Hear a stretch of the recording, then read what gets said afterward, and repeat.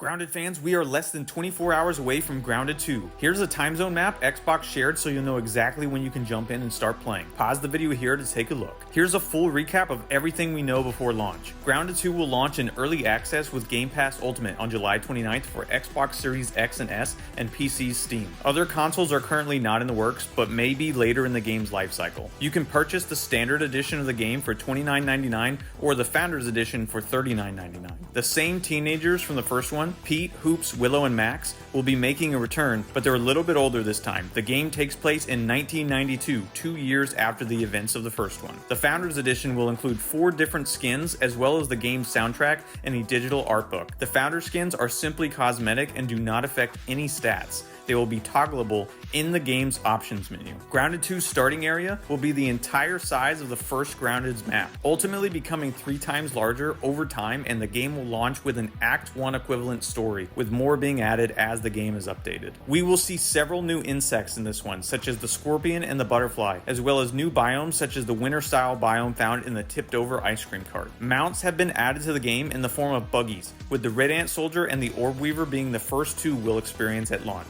The Red Ant Soldier will be the all-around buggy, helping you fight, build, and traverse the world, while the Orb Weaver buggy will be more of an in-game mount, mainly used to fight enemies and traverse different areas. The hatchery build will be what we use to hatch our buggies from eggs, after we hunt down and steal one from a nest. We can name our buggies and have a bunch of them, but I'm not sure on what the cap is on how many you can have. Buggies can only die on woe mode. Otherwise, they'll go down and have to be revived. And there will be no zip lines in the game at launch, as the developers want to see how players use and interact with the buggies first. There are 4 new classes being added to the game: the Rogue, the Mage, the Ranger, and the Warrior. These are not hardlock classes, they are merely suggestions for players who want to create certain builds. Ultimately, classes are completely dependent upon what armor, weapons, and mutations you pick, so you can play however you'd like. There's also a new dashing system that's been added to the game. The shared world system will return in Grounded 2, allowing you to upload your world save to a server and add your friends to a whitelist so anyone can play at any time. There will not be any achievements for the start of Grounded 2. Achievements will come later in the game's life. Upon launch, there will not be a custom mode or a playgrounds mode, but there will be creative mode where you can play with or without bugs. And Milk Molars are making a return. The collectibles that allow you to upgrade your characters and friendly fire will now be turned on only for WoW mode. It will not be on for mild or medium difficulties. Crossplay between Xbox and Steam is available as long as Steam users